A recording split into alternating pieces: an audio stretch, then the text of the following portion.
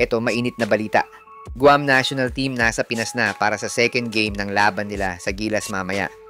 Coach team sinabing walang adjustment sa Final 12 sa laban nila kontra sa Guam.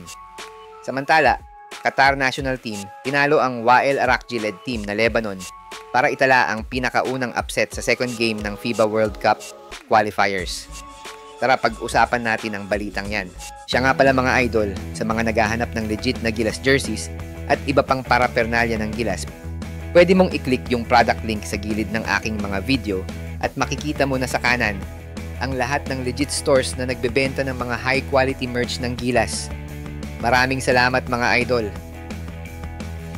Pero bago yan, like and subscribe lang mga kabady para sa latest basketball news and highlights.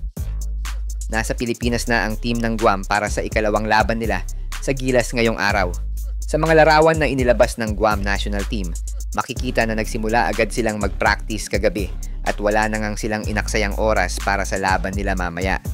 Kumpleto pa din ang lineup ng Guam na nakalaban ng Gilas, pero missing in action pa din si Ernest Ross Jr. na isa sana sa mga magbubuhat sa bansang Guam, pero walang balita kung bakit wala siya sa lineup ngayong first window. Speaking of Gilas, wala na daw pagbabago sa Final 12 ng Gilas na maglalaro mamaya kontra sa Guam. Ayon mismo yan kay Coach Tim Cone. As is na daw ang maglalaro na lineup dahil siguro, una, maganda ang ipinakita ng Gilas sa last game nila kontra sa Guam at wala na rin naman kailangang idagdag sa roster ni CTC. Marami nga ang nag-e-expect na papalitan daw ni Juan Gomez Deliano si RJ Abarrientos sa second game o kahit sino sa mga reserve nito na sina Troy Rosario at Jamie Malonzo. Pero ayon mismo kay Coach Tim ay wala na silang ipapasok na bagong player mamaya. At sa next year na sila magdadagdag depende sa magiging pangangailangan ng team laban sa Tall Blacks at Australia.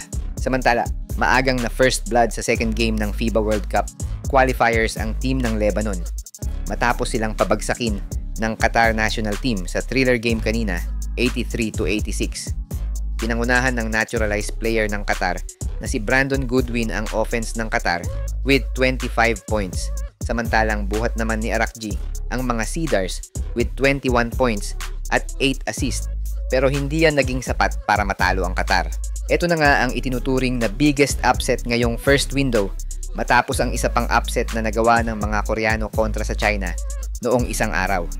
Inaasahan naman na may mga lilitaw pa na mga upset mamaya kapag nagsimula na ang mga games ng iba't ibang bansa. Kabilang sa mga inaabangang upset ay kung matatalo ng New Zealand ang Australia, matalo ng Guam ang Gilas, at matalo ulit ng mga Koreano ang China sa home court ng South Korea. Sa mga gusto pala manood ng laban ng Gilas sa FIBA World Cup qualifiers nang walang delay at free for life, magbibigay po kami ng free live streaming link.